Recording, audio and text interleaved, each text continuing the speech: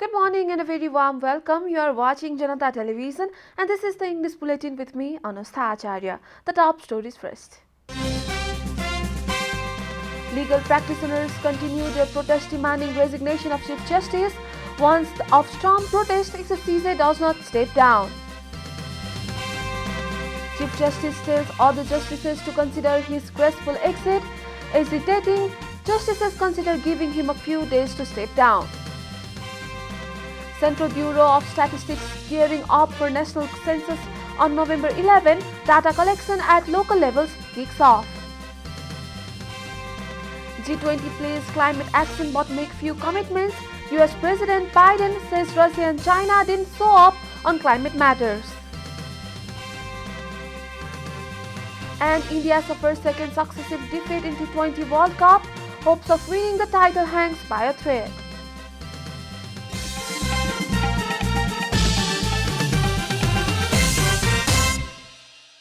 And now the news in detail. Legal practitioners have warned of stern protest if the Chief Justice does not resign from his post. The lawyers as well as Supreme Court justices have been protesting against the Chief Justice after he courted controversy for seeking his share of quota during the recent cabinet expansion. The protesting lawyers argued that they are not against any individual but rather intend to purge the judiciary. Lawyers affiliated to Nepal Bar Association staged a sit-in at the Supreme Court yesterday as part of the protest. Meanwhile, other group of lawyers staged a counter-protest against the Bar Association, stating that the accusation had caused obstruction to justice delivery. They stated a protest wearing white armbands. Chief Justice Soilendra Shamsher Rana has requested his co-workers and fellow justices to consider his graceful exit. A report.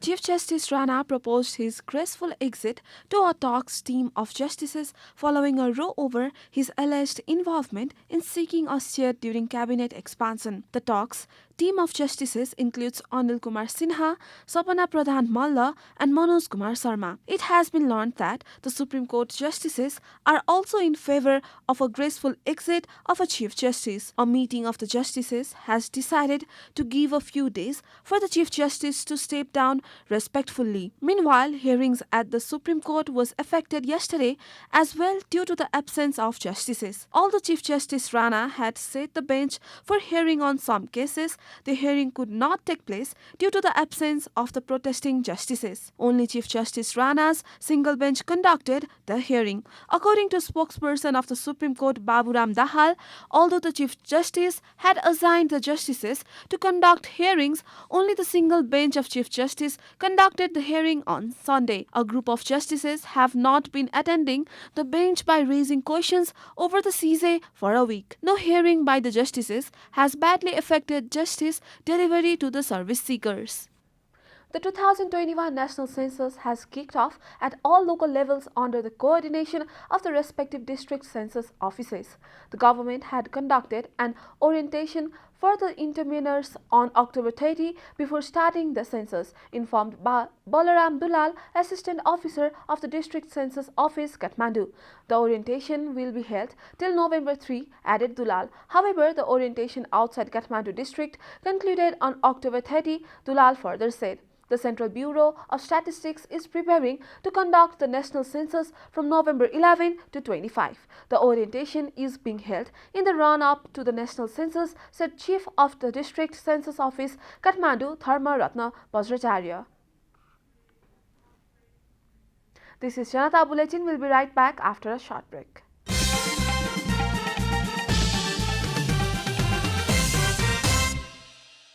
Welcome back after the break. We continue with other national news. The government yesterday confirmed 376 new cases of coronavirus across the country.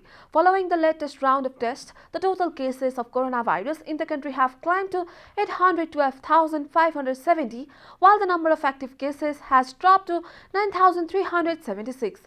The death toll from coronavirus has climbed to 11,407 after the virus claimed 8 more lives yesterday. Nepal is currently among top 45 countries that have been most affected by the pandemic. The USA tops the list with over 46.82 million confirmed cases, followed by India with over 34.28 million cases. Coronavirus has infected more than 247.46 million people across the world and claimed over 5.01 million lives. Prime Minister Sher Bahadur Deuba reached Scotland on Sunday evening, leading a high-level Nepali delegation to attend the World Leaders Summit of the 26th Conference of Parties on Climate Change to be held in Glasgow on November 1 and 2. Prime Minister Deuba is scheduled to attend the inaugural session of the conference today afternoon and then address the conclave. Likewise, he also meets with distinguished leaders on the sidelines of the formal event. In course of his meeting, PM Deuba is said to have bilateral talks with his Indian counterpart Narendra Modi. He is also scheduled to call on Sri Lankan President as well as meet the officials of World Bank and IMF on the sidelines of the conference. Prime Minister Deuba, who reached London on Friday evening in to attend the global conference, also held meetings with the office bearers of different organizations during his stay there on Saturday and Sunday. And now the news from economic front.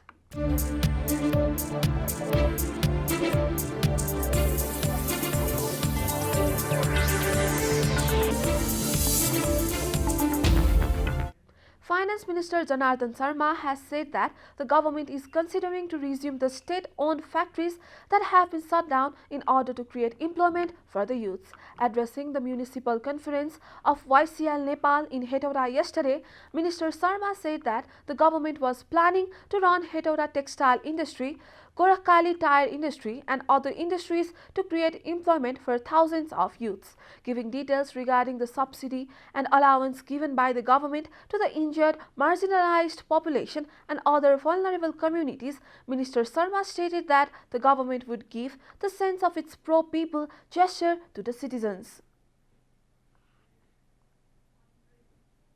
Time for a short break here at Janata Bulletin. Stay tuned for international news.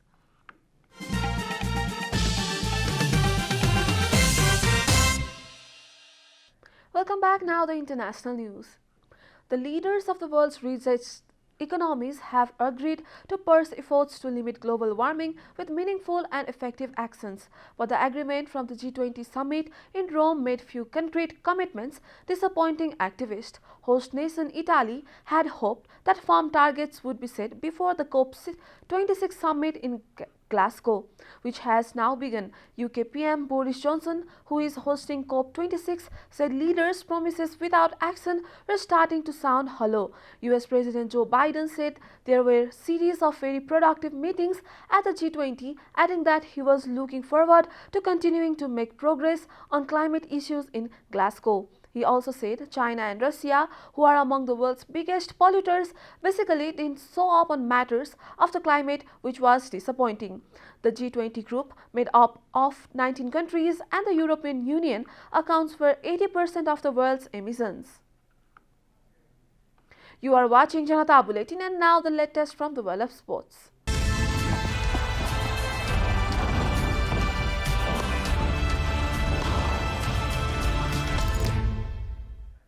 India's hopes at the men's T20 World Cup are hanging by a thread after New Zealand inflicted a second successive miserable defeat on the pre-tournament favourites. After a 10-wicket thrashing against rivals Pakistan in their opening game, Virat Kohli's side were woefully abject against New Zealand, chasing 111 with 33 balls to spare in Dubai. Put into bat, India lacked intent and crawled to 110-7, only hitting 8 fours and 2 sixes to all but silence an Indian-dominated crowd. All-rounder Ravindra Jadeja top scored with an unbeaten 26 from 19 balls, while left-armer Trent Boult took 320 and leg spinner Sodhi 217 for New Zealand. Jasprit Bumrah removed Martin Guptill for 20, but Daryl Mitchell, who made 49 of 35 balls, set 72 with Kane Williamson. Williamson finished 33 not out as New Zealand picked up their first win and severely dented the hopes of star-studded India. Pakistan led Group 2 with 3 wins from 3 games, while Afghanistan have 4 points and New Zealand and Namibia both have 2 points. India and Scotland are pointless. Zlatan Ibrahimovic scored his 400th league goal and won a penalty as AC Milan claimed a narrow victory over Roma in Serie A. Milan's win moves them level on points with league leaders Napoli. Ibrahimovic 40 opened the scoring with a free kick and Frank Kessie converted from the spot after Roma's Roger Ibanez fouled with Suede. Theo Hernandez was sent off for Milan with Stefan El Sarri scoring in added time against his former club. Earlier on Sunday, Napoli aced to a 1-0 win at struggling Salernitana and like Milan have won 10 of the first 11 games this term. We are at the end of Janata Bulletin and the headlines once again. Legal practitioners continue their protest demanding resignation of Chief Justice. One of storm protest if the CJ does not step down. Chief Justice tells other justices to consider his graceful exit, agitating justices considering giving him a few days to step down. Central Bureau of Statistics gearing up for national census on November 11. Data collection at local levels kicks off. G20 plays climate action but make few commitments. US President Biden says Russia and China then show up on climate matters. And India suffers second successive defeat in T20 World Cup. Hopes of winning the title hangs by a thread.